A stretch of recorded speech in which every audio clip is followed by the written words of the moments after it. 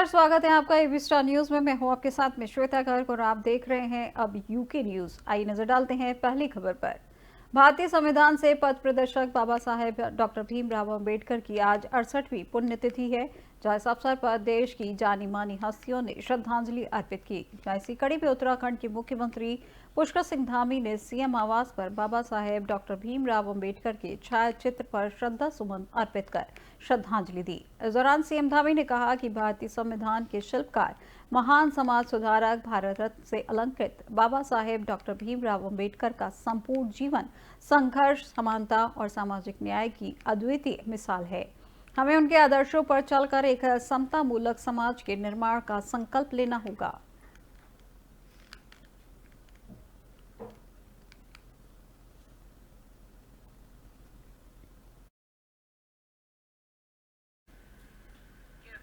प्रदेश में आगामी दिनों में निकाय चुनाव होने की संभावना है, जिसको लेकर राजनीतिक दलों ने अपनी कमर कस ली है। कांग्रेस ने बीते दिन निकाय चुनाव, पंचायत चुनाव और सहकारिता चुनाव को लेकर जिला प्रभारियों की नियुक्ति की थी। ऐसे में अब कांग्रेस में बैठकों का दौर शुरू हो चुका है, जिसे लेकर कांग्रेस प्रदेश संगठन उपाध्यक्ष मथुरा दत्त जोशी ने बताया कि कांग्रेस कमेटी ने निकाय चुनाव, पंचायत और सहकारिता चुनाव को लेकर प्रभारियों की नियुक्ति की थी और प्रभारी अब अपने अपने क्षेत्र में जा रहे हैं।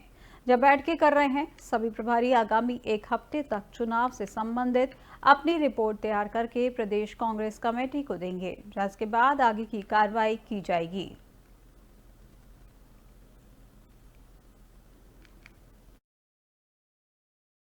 उत्तराखंड कांग्रेस कमेटी ने नगर निकाय चुनाव, पंचायत चुनाव और कोऑपरेटिव चुनाव को दृष्टिगत रखते हुए 13 के 13 जनपदों में अपने प्रभारियों की नियुक्ति की है। अधिकांश प्रभारी गणों ने जिलों में जाकर बैठकें भी की हैं और बैठकें गतिमान भी हैं और एक हफ्ते के अंदर अंदर सारे प्रभारी गण जिलों में जाकर जिला कांग्रेस कमेटी के माध्यम से नगर निकाय, पंचायत और कोऑपरेटिव चुनाव के संबंध में कांग्रेस के कार्यकर्ताओं से राय मशवरा करेंगे और जो भी फीडबैक आएगा उसको प्रदेश कांग्रेस कमेटी को देंगे। उसके बाद प्रदेश कांग्रेस कमेटी अग्रतर कार्रवाई करेगी। उत्तराखंड कांग्रेस कमेटी ने नगर निकाय चुनाव, पंचायत चुनाव और कोऑपरेटिव चुनाव को दृष्टिगत रखते हुए 13 के 13 जनपदों में अपने प्रभारियों की नियुक्ति की है। अधिकांश प्रभारी गणों ने जिलों में जाकर बैठकें भी की हैं और बैठकें गतिमान भी हैं और एक हफ्ते के अंदर अंदर सारे प्रभारी गण। ऋषिकेश में एक के बाद एक कई चोरियों को अंजाम देने वाले 3 शातिर चोरों को पुलिस ने एसओजी की टीम ने गिरफ्तार किया है, जहां आरोपियों के कब्जे से पुलिस ने 2 चाकू, एक 32 बोर का तमंचा और 2 जिंदा कारतूस बरामद किए हैं। मिली जानकारी के मुताबिक आरोपियों का एक साथी अभी फरार है, जिसकी तलाश पुलिस कर रही है। बता दें कि जिले में चोरी और सड़क दुर्घटनाओं के मामले में सख्त दिखाई दे रही एसपी देहात जया बलूनी ने मामले का खुलासा किया, जिसे लेकर एसपी ने बताया कि आरोपियों के कब्जे से चोरी हुए सोने चांदी के जेवरात, भगवान की मूर्तियां, मोबाइल और नकदी बरामद की गई है। सभी शातिर चोर हलवाई और पुताई का काम करते हैं, जो हलवाई का काम करने कई बार ऋषिकेश आ चुके हैं और इस दौरान उन्होंने बंद पड़े घरों की रेकी करने के बाद चोरी की वारदातों को अंजाम दिया है। पकड़े गए आरोपियों की पहचान सेनी कुमार, संजय और विकास निवासी हस्तिनापुर, मेरठ के रूप में की गई है, जबकि फरार आरोपी के नाम मोहित निवासी मुरादाबाद है, जिसकी गिरफ्तारी के प्रयास पुलिस और एसओजी की टीम कर रही है।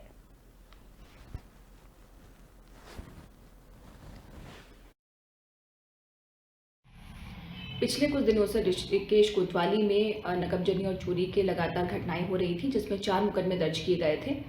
हमारी टीम लगातार ही इनकी गिरफ्तारी के लिए और चोरी के खुलासे के लिए प्रयास कर रही थी। इसमें आज 3 अभियुक्तों को गिरफ्तार किया गया है, जिसमें से सेनी उर्फ सन्नी, संजय और विकास, इन तीनों की गिरफ्तारी की गई है। ये सभी हस्तिनापुर मेरठ के निवासी हैं। इनका आपराधिक इतिहास भी पता चला है। इसमें एक मोहित इनके साथ अपराधी था, जिसे वांछित किया गया है।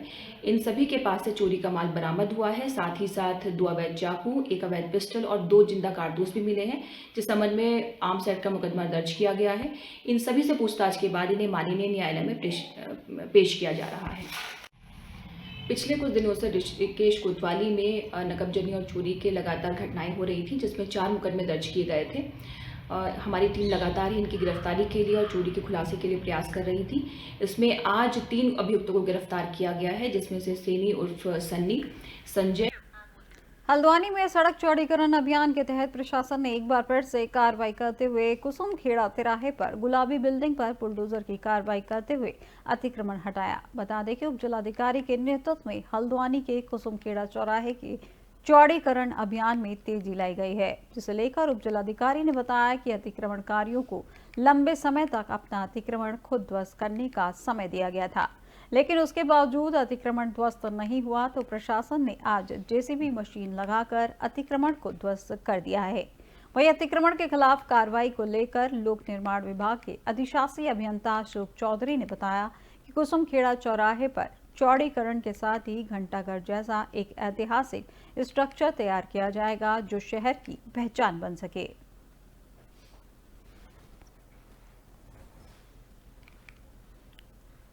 देखिए, यहाँ पे कुसुमखेड़ा चौराहे पे एक आवासीय लीज थी जिसे निरस्त कर दिया गया है और क्योंकि यहाँ पे लोक निर्माण विभाग को द्वारा सड़क की आवश्यकता बताई गई है तो इसी की आवश्यकता के दृष्टिगत ये लीज भी निरस्त की गई है और इस जगह को लोक निर्माण विभाग को हैंड ओवर भी कर दिया गया है। इसकी बिल्डिंग जो 5 मंजिला भवन था, इसको तोड़ने के लिए भवन स्वामी द्वारा समय मांगा गया था और निर्धारित समय उपरांत भी भवन स्वामी द्वारा क्योंकि भवन को ध्वस्त नहीं किया गया, इस कारण आज यहाँ पे विभाग के द्वारा बलपूर्वक इसको तोड़ा जा रहा है। हमारे जो 13 चौराहे हैं उसके चौड़ीकरण में एक कुसुमखेड़ा था, इसमें हमको बहुत अच्छा यहाँ पे स्पेस मिला है। जो काफ़ी समय से ये अतिक्रमण वाली बिल्डिंग थी, इसको तोड़ने के लिए हम लोगों ने इनको नोटिस दिया था, साथ में समय भी दिया था कि इसको तोड़ लें, तो इसमें काफ़ी इन्होंने लंबा समय लगा लिया था। तो अंततः जो है पुलिस प्रशासन और हम सभी लोग यहाँ पर आज इकट्ठा हुए हैं, तो हमने निर्णय। उत्तराखंड में स्थानीय नगर निकाय चुनाव को लेकर राज्य निर्वाचन आयोग ने अपनी सभी तैयारियों को अंतिम रूप देना शुरू कर दिया है, जहां राज्य निर्वाचन आयोग ने प्रदेश के सभी जिलाधिकारियों को एक पत्र भेजकर आदेश दिए हैं कि नगर निकाय में संवेदनशील और अति संवेदनशील बूथों का जल्द ही निर्धारण किया जाए। राज्य निर्वाचन आयोग के सचिव राहुल कुमार ने बताया कि 102 नगर निकाय के अंतर्गत इस बार चुनाव होने हैं, जिनमें 11 नगर निगम, 43 नगर पालिका परिषद और 46 नगर पंचायत हैं, जहां इनमें 1547 मतदान केंद्र और 3459 मतदान स्थल है।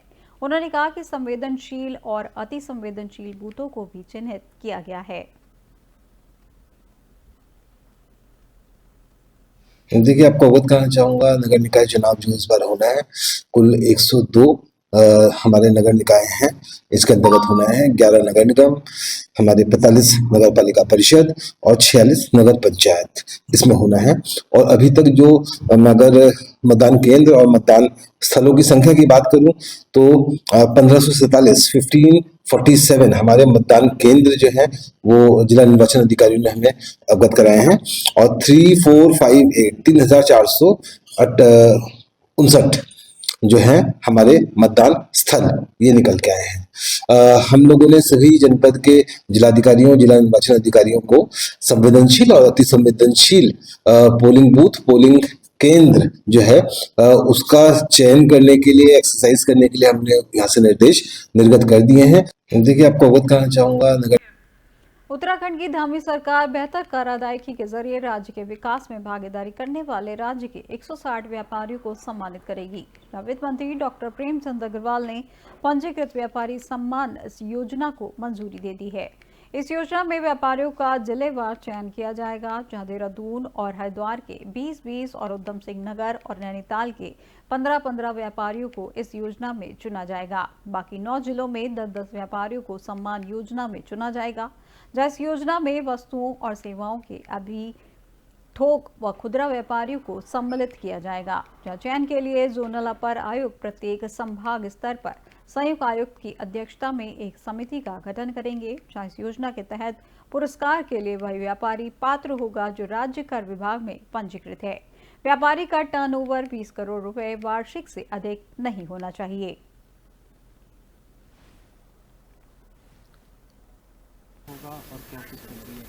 देखिए, आप जानते हैं कि हम लोग और माननीय मुख्यमंत्री जी के मार्गदर्शन में अपने अपने विभागों में एक नवाचार करने का काम करते हैं। पिछले दिनों जब जीएसटी कंपनसेशन की बारी आई थी कि हमारा जीएसटी कंपनसेशन ख़त्म हुआ था, तो हमारे सामने चुनौती थी कि हम अपना जीएसटी कैसे बढ़ाएं। और आज मुझे खुशी है इस बात की कि हम उससे ऊपर उठे।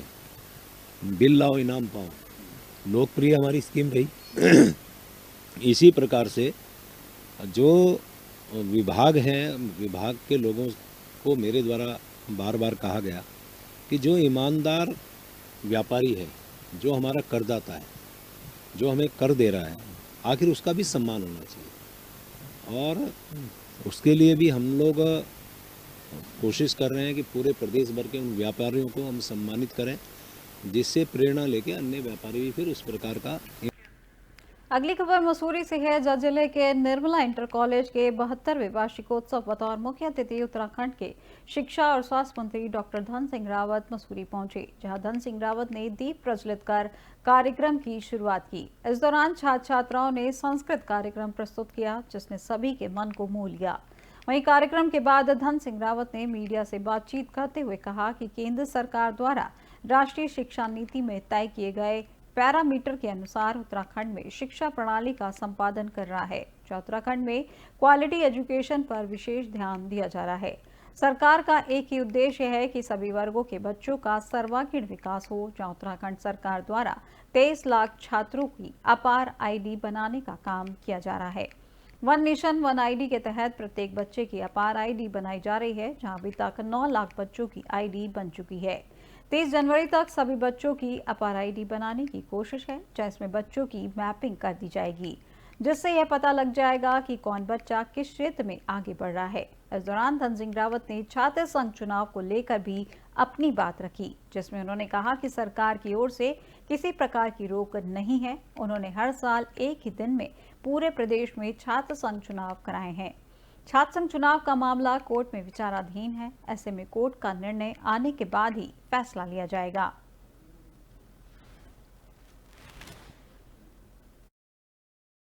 इंटर कॉलेज जो मसूरी में है और बहुत पुराना स्कूल है। 72वें वार्षिक उत्सव में आज हम यहाँ पे शामिल हुए हैं, और मैं कह सकता हूँ कि राष्ट्रीय शिक्षा नीति में जो जो पैरामीटर हम लोगों ने तय किए हैं सरकार ने, उसको आप अक्षरशः पालन कर रहे हैं। यहाँ पे क्वालिटी एजुकेशन आप लोग दे रहे हैं। यहाँ पे गरीब बच्चे भी पढ़ने आते हैं। यहाँ पे मिड डे मील की सुविधा भी दी जाती है। हर प्रकार से बच्चों का सर्वांगीण विकास जो है आप लोग कर रहे हैं। और मैं कह सकता हूँ कि उत्तराखंड में आजकल हम लोग एक बड़ा काम कर रहे हैं कि 23 लाख बच्चों की अपार आईडी बना रहे हैं। वन नेशन और वन आईडी, ये प्रत्येक बच्चे की हम बना रहे हैं। अभी तक लगभग 9 लाख बच्चों की आईडी बन चुकी है। हमारा टारगेट ये है कि हम 30 जनवरी तक 100% बच्चों की आईडी बना दें। उससे बच्चों की मैपिंग हो जाएगी कि कौन कौन बच्चा स्कूल छोड़ रहा है, कौन बच्चा उच्च शिक्षा में जा रहा है, कौन बच्चा इंजीनियरिंग में जा रहा है, कौन बच्चा मेडिकल में जा रहा है। और हर बच्चे की आभा आईडी भी बना रहे हैं। इंटर कॉलेज जो मसूरी में है और बहुत पुराना स्कूल है। 72वें वार्षिक उत्सव में आज हम यहाँ पे शामिल हुए हैं, और मैं कह सकता हूँ कि राष्ट्रीय शिक्षा नीति में जो जो पैरामीटर हम लोगों ने तय किए हैं सरकार ने, उसको आप अक्षरशः पालन कर रहे हैं। यहाँ पे क्वालिटी एजुकेशन आप लोग दे रहे हैं। यहाँ पे गरीब बच्चे भी पढ़ने आते हैं। यहाँ पे मिड डे मील की सुविधा भी दी जाती है। हर प्रकार से बच्चों का सर्वांगीण विकास जो है आप लोग कर रहे हैं। और मैं कह सकता हूँ कि उत्तराखंड में आजकल हम लोग एक बड़ा काम कर रहे हैं कि 23 लाख बच्चों की अपार आईडी बना रहे हैं। वन नेशन और वन आईडी, ये प्रत्येक बच्चे की हम बना रहे हैं। अभी तक लगभग 9 लाख बच्चों की आईडी बन चुकी है। हमारा टारगेट ये है कि हम 30 जनवरी तक 100% बच्चों की आईडी बना दें। उससे बच्चों की मैपिंग हो जाएगी कि कौन कौन बच्चा स्कूल छोड़ रहा है, कौन बच्चा उच्च शिक्षा में जा रहा है, कौन बच्चा इंजीनियरिंग में जा रहा है, कौन बच्चा मेडिकल में जा रहा है। उत्तराखंड की धामी सरकार ने बेटियों की बड़ी राहत दी है, जहां महिला सशक्तिकरण एवं बाल विकास मंत्री रेखा आर्या के निर्देश पर नंदा गौरा योजना के तहत वित्तीय वर्ष 2024-25 के लिए आवेदन करने की तिथि को 30 नवंबर से बढ़ाकर 31 दिसंबर कर दिया गया है। वहीं इस संबंध में आदेश भी जारी कर दिए गए हैं। वहीं महिला सशक्तिकरण एवं बाल विकास विभाग की ओर से संचालित नंदा गौरा योजना में वित्तीय वर्ष 2024-25 में आवेदन मांगे गए हैं। इस योजना के तहत इंटर उत्तीर्ण करने के बाद छात्र छात्राओं को 51,000 रुपए की धनराशि उच्च शिक्षा के लिए दी जाती है। इस संबंध में जनप्रतिनिधियों और आम लोगों की ओर से आवेदन आमंत्रण की समयावधि बढ़ाए जाने की मांग की गई थी। वहीं मंत्री रेखा आर्या ने सभी पात्र बालिकाओं एवं उनके अभिभावकों से प्रमाण पत्रों को जल्द पूरा कर आवेदन करने की अपील की है। उन्होंने कहा कि राज्य में कई पात्र बालिकाएं जरूरी प्रमाण पत्र न बन पाने से आवेदन नहीं कर पा रही थीं। वहीं 1 माह के बड़े समय का ऐसे अभ्यर्थियों को फायदा मिलेगा।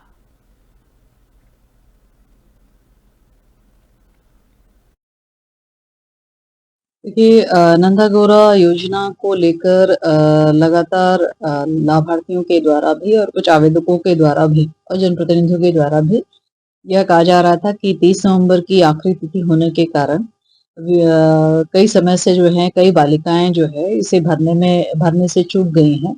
चूंकि ये प्रक्रिया ऑनलाइन है तो कुछ लोगों को इसमें दिक्कतें आई हैं, जिसके कारण से समय वृद्धि के लिए कहा गया और उनके अनुरोध को स्वीकार करते हुए 31 दिसंबर तक 1 महीने का जो है इसमें समय वृद्धि कर दी गई है, ताकि अधिक से अधिक आवेदन जो है वो 12वीं पास की हमारी बालिकाएं हैं वो कर पाए।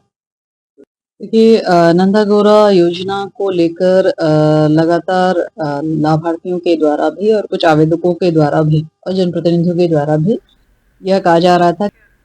अगली खबर विकास नगर से है, जहां फुटपाथ पर किए गए अवैध अतिक्रमण के खिलाफ नगर पालिका ने अभियान चलाकर खाली कराया है। बता दें कि अवैध अतिक्रमण के खिलाफ नगर पालिका द्वारा समय समय पर अतिक्रमण हटाओ अभियान चलाया जाता है, लेकिन फिर भी कुछ रेहड़ी वाले अवैध रूप से सड़क के किनारे अतिक्रमण देखा जाता है, जिससे कि आम जनता को काफी दिक्कतों का सामना करना पड़ता है। ऐसे में नगर पालिका ने कार्रवाई करते हुए अतिक्रमण हटाया, साथ ही अतिक्रमणकारियों के सामान रेडी आदि को भी जब्त कर लिया है, जिसे लेकर कई रेडी वालों ने हंगामा किया, जिसे देखते हुए विकास नगर पुलिस भी मौके पर पहुंची। वहीं एक रेडी वाले के परिजनों का कहना है कि हम लगभग 40 वर्षों से इसी जगह पर रेडी लगाते चले आ रहे हैं।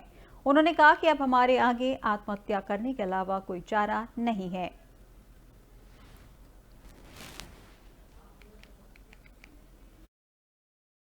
नगर पालिका वालों ने हटवाई थी। क्यों? सामान फेंक दिया सारा। क्यों हटाई? तो कह रहा है इनकी शिकायत जा रखी थी। अच्छा। अच्छा, फिर कितने साल से लगा रहे हैं आप? 40 साल हो गए जी बाजार में ठेली लगा। फिर आप यहाँ भी 10 साल हो गए मुझे लगा। जो ठेली ले गए नगर पालिका वाले, आप कैसे लगाओगे? आप कैसे लगाऊंगा बताओ? मेरी तो टांग भी टूटी हुई, मैं तो चल। और ये सामान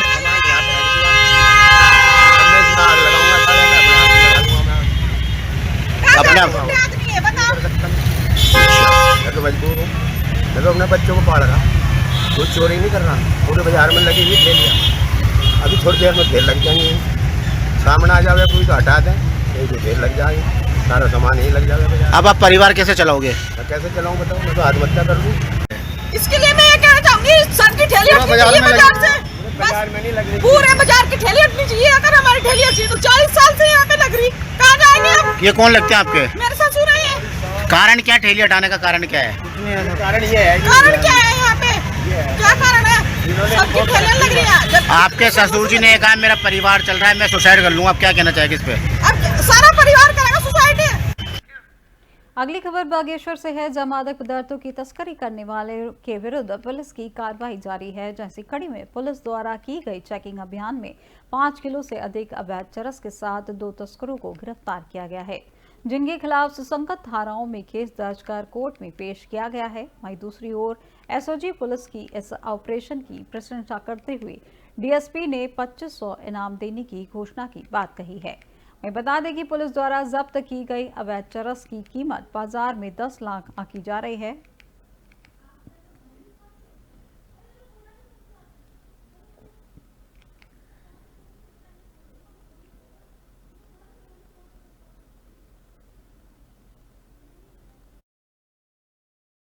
जैसे कि मुख्यमंत्री जी के निर्देश पर नशा मुक्त भारत अभियान चल रहा है, तो इसमें हमारे एसपी सर का निर्देश है सभी थाने और एसयूपी टीम को कि कड़ाई से सख्ती से चेकिंग अभियान चलाया जाए और जो भी ड्रग्स संबंधी सूचनाएं हैं उसमें कार्यवाही की जाए। तो इसी संबंध में कल दिनांक 4 दिसंबर को हमारी एसओजी टीम कपकोट क्षेत्र में कर्मी रोड पे चेकिंग कर रही थी, तो वहां पर एक इनको संदिग्ध व्यक्ति दिखा जिससे जब उससे पूछताछ करी और देखा तो उसके पास चरस मिली। तो जब जो भी एनडीपीएस एक्ट के सभी प्रावधान होते हैं उसके अंतर्गत जो भी सारी कार्यवाही की गई, तो इस व्यक्ति ने अपना नाम मदन सिंह सन ऑफ नैन सिंह बताया और यह घोर बड़ड़ा कपकोट का निवासी है और इसकी उम्र 38 वर्ष है। तो इसके पास से हमें 5 किलो 72 ग्राम चरस निकली है। और जब इससे थोड़ी पूछताछ की गई तो इसने यह भी बताया कि यह इस चरस को। अगली खबर विकासनगर से है, जहां जिले के नए एसपी देहात रेणु लोहानी ने पछुआ दून क्षेत्र में दौरा किया, जिस दौरान विकासनगर कोतवाली का भी निरीक्षण किया गया। बता दें कि नवनियुक्त एसपी देहात रेणु लोहानी पहले डाकपत्थर पुलिस चौकी पहुंची, जहां उसके बाद विकासनगर कोतवाली पहुंची, जहां पर उन्होंने पछुआ दून क्षेत्र के बारे में जानकारी ली।